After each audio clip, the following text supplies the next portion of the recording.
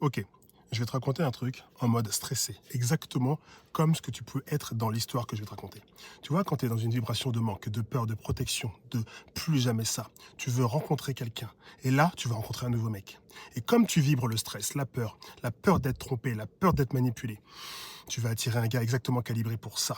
Parfois, il est manipulateur, parfois, il est juste opportuniste, mais toi, tu es persuadé d'avoir tout verrouillé. Alors tu débarques avec tes gros sabots et tu veux tout checker.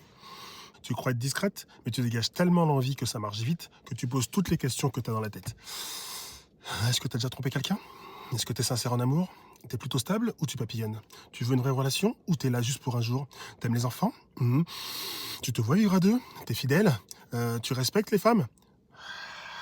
Et lui, il est là, détendu, posé, il écoute, il t'acquiesce, il répond exactement, dans un calme olympien, à ce que tu veux entendre. Pourquoi? Parce que son objectif à lui, c'est pas toi. C'est soit coucher avec toi, soit profiter de ce que tu as à lui offrir, soit juste passer le temps. Et toi, comme tu as validé toutes les cases, bah tu baisses la garde. Tu te dis, ça y est, il est posé, il est calme, il m'a répondu en toute détente. Je pense que je suis face à un gars bien. Et tu veux pas coucher le premier soir. Donc du coup, t'essayes de résister. Mais la réalité, c'est que t'en meurs d'envie.